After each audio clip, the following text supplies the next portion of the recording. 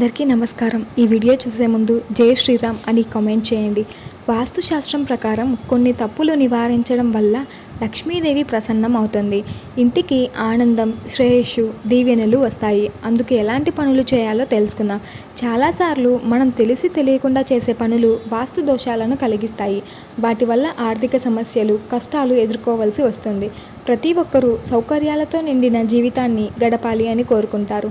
డబ్బు సంపాదన కోసం అందరూ నిరంతరం కష్టపడతారు. అయితే డబ్బు సంపాదించడంలో కొంతమంది విజయం సాధిస్తారు. మరికొందరు కష్టపడినా కూడా ఆర్థిక సంక్షోభాన్ని అధిగమించలేరు.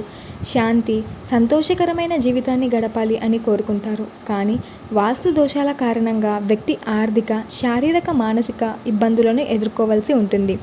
వాస్తు దోషం ఉంటే ఇంట్లోకి నెగిటివ్ ఎనర్జీ వస్తుంది. వ్యక్తి కూడా ఆర్థిక సంక్షోభాన్ని ఎదుర్కోవాల్సి ఉంటుంది. వాస్తు దోషాలను తొలగించి ఇంట్లో ఆర్థిక శ్రేయస్సును తెచ్చే కొన్ని సులభమైన వాస్తు చిట్కాలను తెలుసుకోండి. ఈశాన్యంలో బరువు వద్దు. ఇంట్లో నిత్యం ఎవరో ఒకరు అనారోగ్య సమస్యలతో బాధపడుతున్నారా?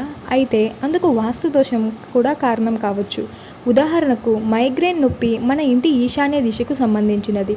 ఈ దిశలో ఏదైనా భారీ నిర్మాణాలు ఉంటే అది మెట్లు, దుకాణం, టాయిలెట్, వంటగది కావచ్చు.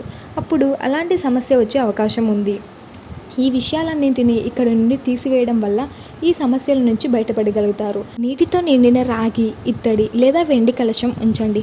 ఈ ప్రదేశంలో గంగాజలం ఉంచండి. తులసి మొక్కను నాటండి.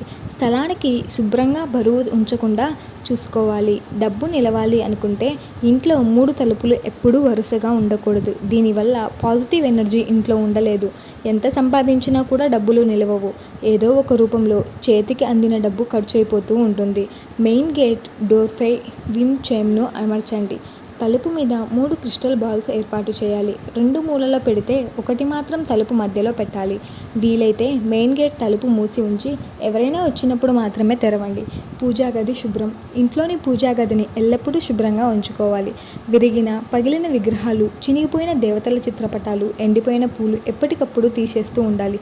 నిత్యం దీపారాధన జరిగే ఇంట్లో సకల దేవతలు కొలువై ఉంటారని నమ్ముతారు. అందుకే ప్రతిరోజు పూజ చేసి దీపం వెలిగించడం వల్ల పాజిటివ్ ఎనర్జీ ప్రవేశిస్తుంది. లేకపోతే దేవతలు అసంతృప్తి చెందుతారు. ఇంటిని కూడా ఎప్పుడూ శుభ్రంగా ఉంచుకోండి. లేకుంటే ఆరోగ్య సమస్యలు తలెత్తుతాయి.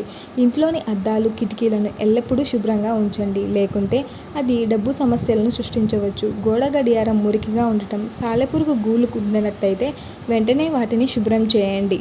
సబ్స్క్రైబ్ చేసుకోండి ప్లీజ్.